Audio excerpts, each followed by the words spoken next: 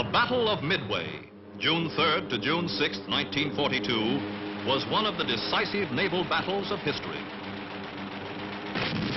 The engagement was decided entirely by air power, with no surface gun action.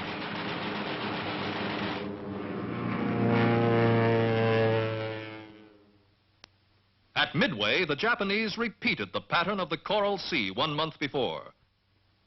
They approached in widely separated groups, seeking to draw out the American forces, and included a secondary operation, the Aleutians. The Doolittle raid on Tokyo of April 18, 1942, strongly influenced Japanese plans. The Japanese High Command accelerated their advance into the Solomons and New Guinea. Further advances were planned to include New Caledonia, the Fiji Islands, and Samoa. These to be followed by the capture of the strategic island of Midway and the occupation of the Aleutians. Many of these objectives had been set forth in previous plans. But the Battle of the Coral Sea had checked the Japanese advance southward by sea. The advance to the eastward was then ordered by Imperial headquarters. Thus, the lines of American communication would be cut, the areas west of Pearl Harbor would be denied, the balance of naval power in the Pacific would be upset. The Japanese Commander-in-Chief Combined Fleet felt that as a result of Pearl Harbor, the American fleet was temporarily inferior. But the American industrial potential made a fleet action imperative on the part of Japan. The approaches to Japan must be strengthened. By departing from their established naval policy of holding their fleet in Japanese-controlled waters and threatening something the Americans prized, the Americans might then feel compelled to commit their weaker forces and thus be brought to a vulnerable position. Thus, he hoped to bring off a decisive battle near Midway. Preceding the Midway attack by 1 day, there was to be reconnaissance in force against Dutch Harbor, which was to be struck a paralyzing blow to cover the seizure of Edak, Kiska, and Attu. This move would act as a diversion to Midway. Kiska and Midway could be used as bases for barrier patrols to detect any surprise penetration toward the heart of the empire. The Japanese commander believed that there would not be any powerful American units with carriers near Midway. He believed that the Americans patrolled daily west and south of Midway at a radius of 500 miles, but were not as vigilant in the northern area. He estimated the defenses of Midway to be strong and that submarines operated in the area. That Midway had 2 squadrons of flying reconnaissance boats, 1 squadron of Army bombers, 1 squadron of fighters, and that this air strength could be doubled in an emergency. This was an excellent estimate.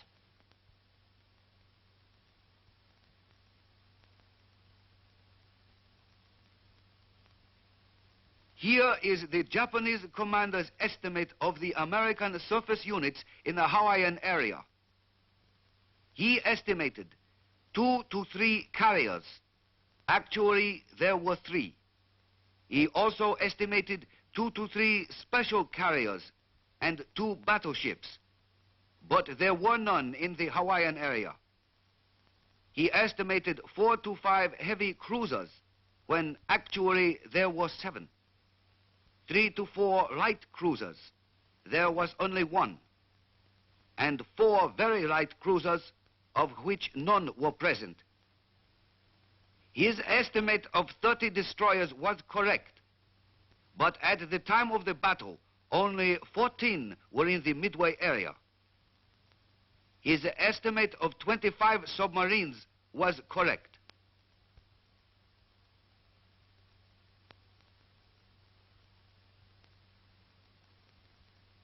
The Japanese commander of the Aleutian forces believed that at Dutch Harbor there were considerable military installations and patrol craft, but he felt it could be captured easily. He also believed that Kiska and Attu had military installations and patrol craft. He estimated that normally there were 20 patrol planes and 10 fighters at Dutch Harbor, that 2 squadrons of patrol planes were in Kodiak and 1 squadron at Sitka.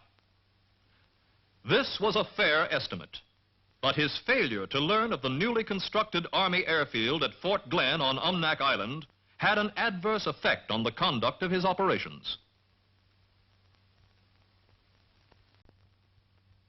All the Japanese fleets, including the naval air fleets, but excepting the China Seas Fleet, were under the command of the Commander-in-Chief Combined Fleet, Admiral Isoroku Yamamoto. For the Midway operation, the Combined Fleet was organized into 6 coordinate task forces: Mobile Force, Main Force, Midway Occupation Force, Northern Force, Base Air Force, and the Submarine Force. The strength of these task forces was as follows. The Mobile Force consisted of 4 first-line carriers: the Kaga, Akagi, Soryu, and Hiryu, carrying a total of 234 aircraft. These were screened by 2 battleships, the Haruna and Kirishima. These ships possessed high speed and light armor. 2 heavy cruisers, the Tone and the Chikuma. 1 light cruiser, the Nagara, and 12 destroyers. The force was self-supporting and accompanied by its own surprise ships. This powerful offensive weapon was designed to meet any American threat. But in spite of the lesson of the Coral Sea, the Japanese did not feel the need of more ships for anti-aircraft fire. The main force was composed of 1 aircraft carrier, the Zuiho, 7 battleships, the Nagato, the Mutsu, the Ise, the 65,000-ton Yamato, the Hyuga, the Fuso, and the Yamashiro. 3 light cruisers, the Kitagami, the Oi, and the Sendai. 15 destroyers, and 4 supply ships. This powerful surface force should have been able to defeat the Americans if it had moved against them. The Midway Occupation Force consisted of 5 groups. The 2nd Fleet Group, 2 battleships, the Kongo and the Hiei. 4 heavy cruisers, the Atago, Chokai, Haguro, and Miyoko. 1 light cruiser, the Yuri, 7 destroyers, and 3 supply ships. The transport group totaled 13 transports and supply ships, and a close screen with the light cruiser Jinsu, 11 destroyers, and 3 patrol boats. The close support group, 4 heavy cruisers, the Kumano, Suzuya, Mogami, and Mikuma, screened by 4 destroyers. The seaplane tender group and the minesweeper group. The northern force, designed to capture certain Aleutian islands, was composed of 3 groups. The 2nd Mobile Task Group, the carrier Ryujo and the carrier Junyo. 2 heavy cruisers, the Takao and the Maya.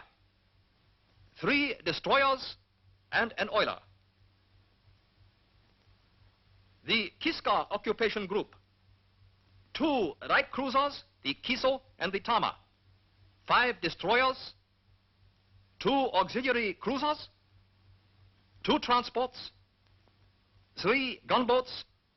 And 8 sub-chasers. The Adak Atu occupation group. A light cruiser, the Abukuma. 5 destroyers. A transport. A mine rayer. And 1 auxiliary seaplane carrier. The Japanese forces proceeded toward their destination more or less independently. The Mobile force left Hiroshima Bay May 26. At a point 450 miles southeast of Tokyo, it rendezvoused with its supply units.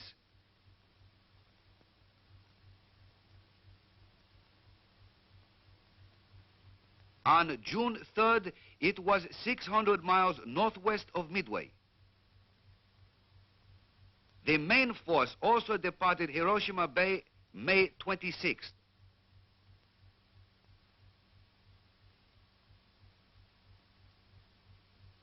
On June 3rd, the main force divided into 2 groups. The main group and the Aleutian support group, which headed toward the Aleutians.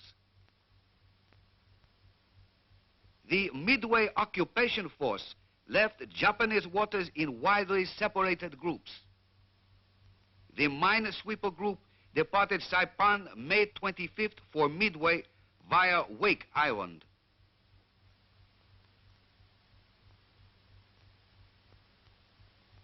The transport group, the seaplane tender group, and the coast support group left Saipan May 27th and 28th.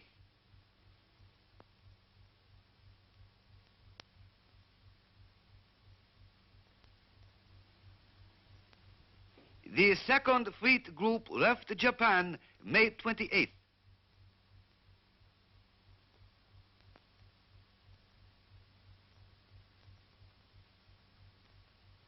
This group took position on the left flank of the transport group, seldom closer than 50 miles.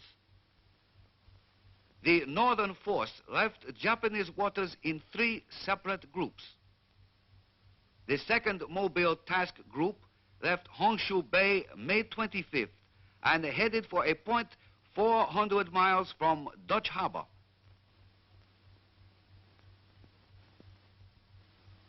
The Kiska Occupation Group left Honshu Bay on May 27th for Paramushiro-to and from there departed for Kiska Island on June 1st. The Adak Atu Occupation Group left Honshu Bay on May 28th for the Aleutian waters.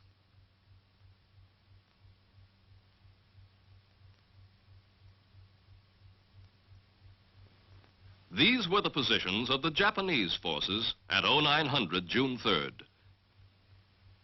These were the American forces in that area at that time. Throughout this film, the movements of the Japanese forces will be shown in black, the American forces in white. The broad Japanese plan for the Midway operation appears sound, but the wide deployment of the principal forces does not appear sound. The main force could not support the mobile or the occupation force unless they retired upon the main force, which was 600 miles to the westward of the mobile force and an equal distance to the northwestward of the occupation force. The deployment of the northern force was well planned. The raid on Dutch Harbor did succeed in furnishing a diversion from Midway.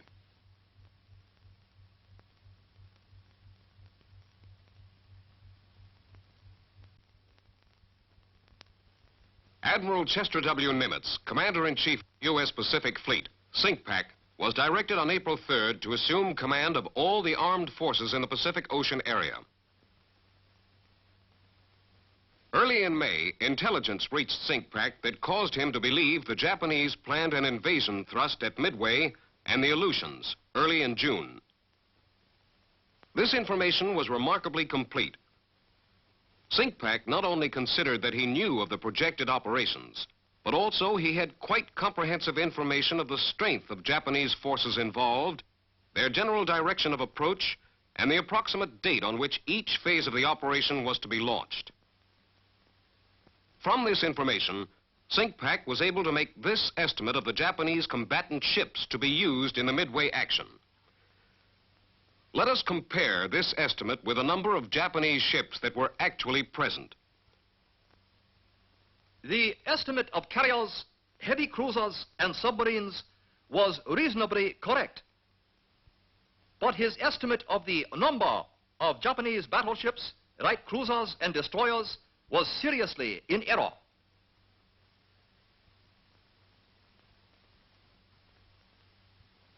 Commanding Officer Naval Air Station, Midway, expected that the Japanese carriers would not launch their planes at a greater distance than 200 miles. A search to 700 miles, the limiting radius of a PBY under bomb load, seemed adequate to meet this condition. He placed in operation a 22-plane search with PBYs. These searches were augmented by an 800-mile search from Oahu and a 700-mile search from Johnston Island to cover probable approaches to Pearl Harbor. Commanding Officer Naval Air Station, Midway, also knew that ordinarily an area of reduced visibility could be expected about 300 to 400 miles to the northwest of Midway. He felt that the Japanese commander, after leaving bad weather, would wait for dawn to fix his position before launching planes. Since dawn was about 04:15, the Japanese might be expected to strike Midway at 0600. The Japanese actually struck at 0630, June 4th. SINCPAC's commander in Aleutian waters had received intelligence on May 28th that the Japanese had one task group earmarked for the capture of Kiska and another for Attu. But he feared that this information was a deception to draw the American naval forces westward so the Japanese could move in behind them. He estimated that the most probable area of a Japanese landing would be the Umnak Dutch Harbor Cold Bay area, and decided to defend this area. His freedom of action was apparently seriously affected, as he was forced to rely upon land-based aircraft for the essential protection of his ships. The number of his airplanes was limited. Also, there were no airfields west of Fort Glenn. In addition, the distances between his naval surface forces and the bases from which his supporting aircraft operated, plus the almost total lack of darkness in a military sense, which darkness affected his ability to move without detection, all complicated his problem. His overall plan for the defense of Alaska appears sound, but his means available were not adequate. The sending of surface forces to the Aleutians was a difficult decision. SINCPAC believed Midway was the primary objective, and here he should maintain strength. But the Aleutians were the gateway to Alaska. If seized, American morale would suffer. Corregidor had fallen only 3 weeks before.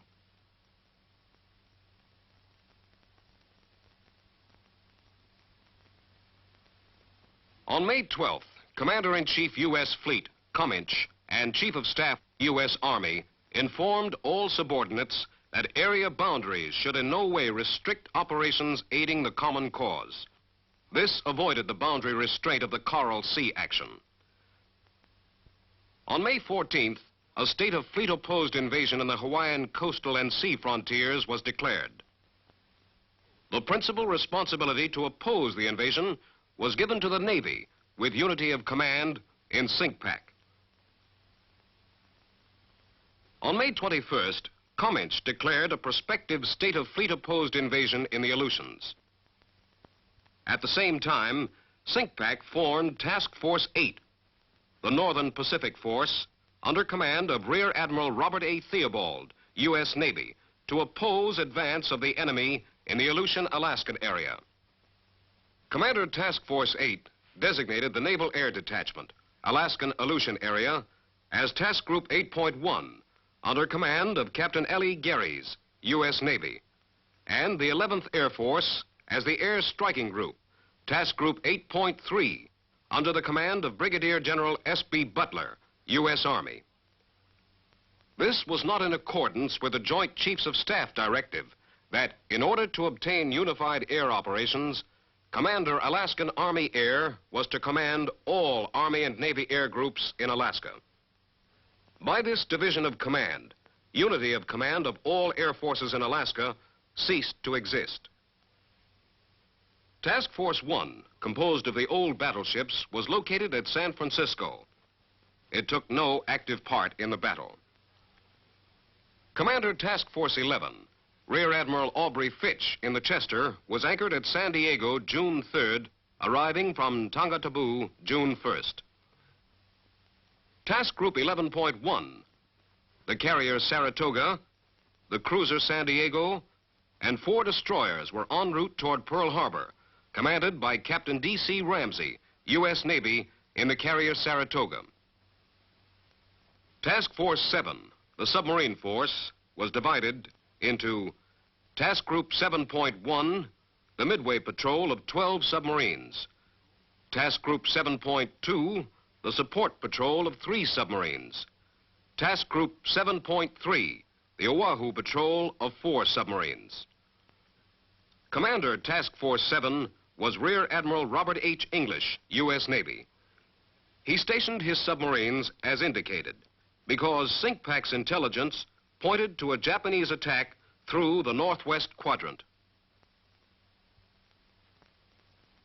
Task Force 16, under the command of Rear Admiral Raymond A. Spruance, had been recently recalled to Pearl Harbor from the South Pacific area.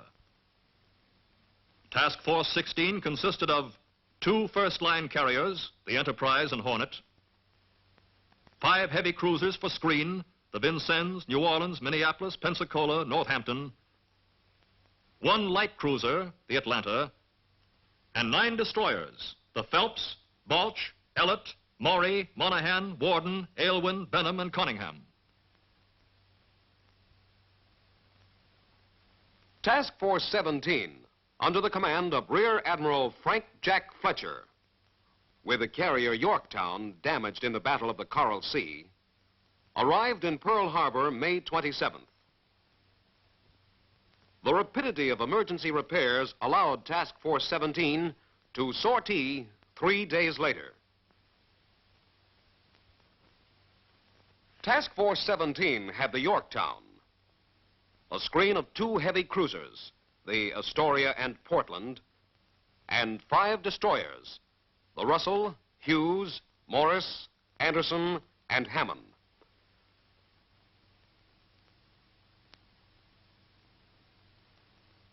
Task Force 16 sortied from Pearl Harbor May 28th. Task Force 17 sortied May 30th. Task Force 17 rendezvoused with Task Force 16 June 2nd. On June 3rd, they were 320 miles from Midway.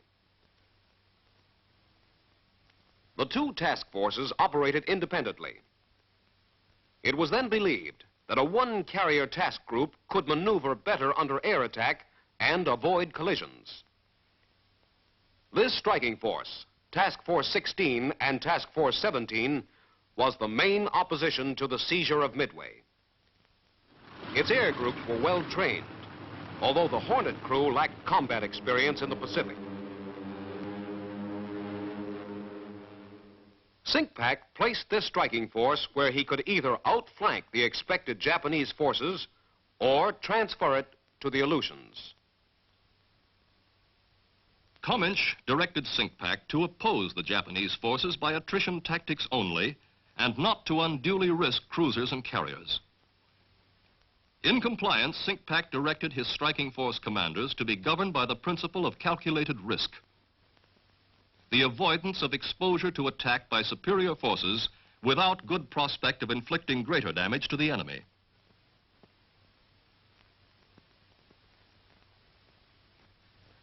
This completes the background for the actions at Midway and in the Aleutians.